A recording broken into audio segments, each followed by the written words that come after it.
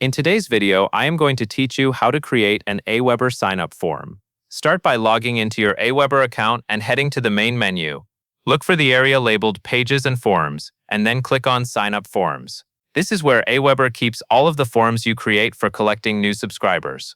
Next, click Create a Sign-up Form. When Aweber asks what the form is for, choose For My Website. This option is designed for forms that you will embed on your own site, like in a sidebar, footer, or on a dedicated landing page. Now you will see a selection of templates. Take a moment to choose one that matches your brand and the style of your website. Keep in mind that simple layouts often convert well and load quickly. Once you have chosen a template, click Load Template to open it in the editor. From here, edit your fields. This is where you decide what information you want to collect, such as name and email. Keep the form short and focused to make it easier for visitors to sign up. You can also adjust the text and design elements so the form matches your site.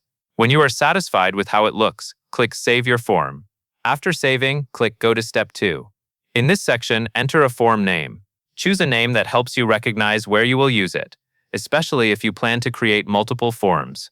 Then select a Thank You page.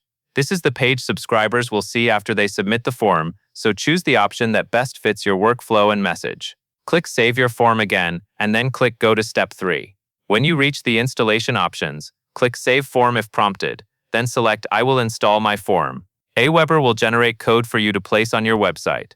You can copy either the JavaScript snippet or the raw HTML. JavaScript is often simpler to manage, while raw HTML can offer more control depending on your site builder. Copy your preferred code, then paste it into your website editor exactly where you want the form to appear. Save or publish your page, and your Aweber sign-up form will be live.